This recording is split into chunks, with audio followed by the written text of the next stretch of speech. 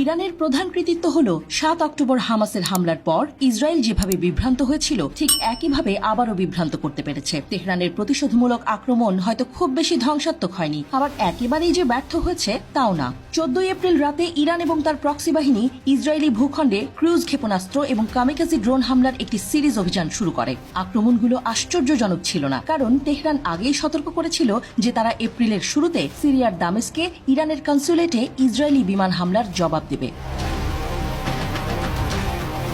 প্রতিশোধমূলক হামলা operation true promise তাই বিনা মেঘে বজ্রপাতের মতো ছিল না। ইরানের প্রতিশোধমূলক হামলা সফল হয়েছে কিনা তা নিয়ে এখনো অনেক বিতর্ক রয়েছে। বেশিরভাগ সামরিক বিশেষজ্ঞ একমত যে ইসরায়েলের ওপর ইরানের প্রথম সরাসরি আক্রমণ ছাড়া তেহরানের কর্মকাণ্ডে অস্বাভাবিক কিছু ছিল না। তবে প্রযুক্তিগত দৃষ্টিকোণ থেকে কৌশলটি নিখুঁত ছিল। ইরান প্রথমে ড্রোন দিয়ে ইসরায়েলের আকাশ প্রতিরক্ষা ব্যবস্থাকে দমন করে এবং তারপর হাইপারসনিক ক্ষেপণাস্ত্র নিক্ষেপ করে, যা ইসরায়েলি এবং আমেরিকানরা বাধা দিতে পারে। আরটিএর প্রতিবেদনে বলা হয়েছে, বেশিরভাগ পশ্চিমা বিশেষজ্ঞের যুক্তি হলিউড ব্লকবাস্টারের সাথে সাদৃশ্যপূর্ণ, তবে বাস্তব জীবনে এই দৃশ্যপট একেবারেই ভিন্ন। প্রাচীনকালে যেমন সানজু লিখেছিলেন, ১০০টি যুদ্ধ করা এবং ১০০টি যুদ্ধ জয় করা দক্ষতার শীর্ষবিন্দু নয়, জেতার সবচেয়ে ভালো উপায় হল লড়াই না করা। এটাই হলো ইরানের কৌশল।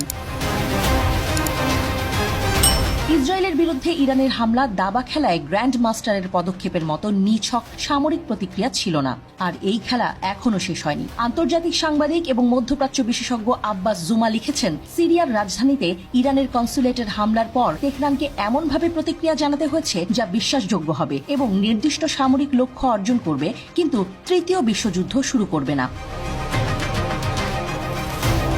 প্রথম পয়েন্ট হলো বিশ্বাসযোগ্য হামলা। প্রক্সি বাহিনীকে একচেটিয়াভাবে ব্যবহার না করে ইরান নিজেই সরাসরি হামলা করেছে। দ্বিতীয় পয়েন্ট হলো সামরিক লক্ষ্য অর্জন। ইরানের বেশিরভাগ ক্ষেপণাস্ত্র এবং ড্রোন প্রকৃতপক্ষে ধ্বংস করে দিয়েছে ইসরায়েল, তবে কিছু ইসরায়েলের আকাশপথে প্রবেশ করে এবং সামরিক লক্ষ্যবস্তুতে আঘাত করতেও সক্ষম হয়। ইরানের সশস্ত্র বাহিনীর প্রধান মোহাম্মদ বাঘেরি বলেছেন, ইসরায়েল সিরিয়ান সীমান্তের তথ্যকেন্দ্র এবং ইসরায়েলের নেভাটিম বিমান ঘাঁটিতে আঘাত হেনেছে ইরানের ক্ষেপণাস্ত্র। তৃতীয় পয়েন্ট হল, ইরান ইসরায়েল যুদ্ধ শুরু হয়নি। এটি ২০২০ সালের পরিস্থিতির সাথে সাদৃশ্যপূর্ণ, যখন জেনারেল সোলাইমানি হত্যার প্রতিক্রিয়ায় ইরানিরা ইরাকে মার্কিন ঘাঁটিতে আঘাত করেছিল। ইরানের অপারেশন সামরিক ওজনের চেয়ে বেশি রাজনৈতিক ওজন বহন করে। এটি সূক্ষ্মভাবে পরিচালিত হয়েছিল এবং একটি সাফল্য ছিল। স্পষ্টতই ইরানিরা এমন কোনো যুদ্ধ শুরু করতে চায়নি যাতে যুক্তরাষ্ট্রও জড়িয়ে পড়ে, যদিও নেতানিয়াহু এটাই চেয়েছিলেন। সহজ কথায়, ইসরায়েল ইরানকে উস্কে দিতে পারেনি। ইসরায়েলের উপর ইরানের হামলা তাই যতটা মনে হয় তার চেয়ে অনেক বেশি সফল।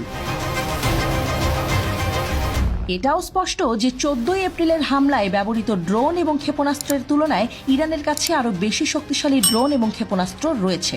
এমনকি কম উন্নত ড্রোন এবং ক্ষেপণাস্ত্র ইসরায়েলের আকাশপথে প্রবেশ করতে এবং ইসরায়েলের বিলিয়ন বিলিয়ন ডলার ক্ষতি সাধন করতে সক্ষম হয়েছে। যেহেতু ক্ষেপণাস্ত্র ও ড্রোন নিক্ষেপে যত টাকা ইরান খরচ করেছে তার চেয়ে অনেক বেশি ইসরায়েল খরচ করেছে এগুলো প্রতিরোধ করতে। তেহরান আবারও প্রমাণ করেছে যে ইসরায়েল অপ্রতিরোধ্য নয় এবং দেশটিতে আক্রমণ করা সম্ভব।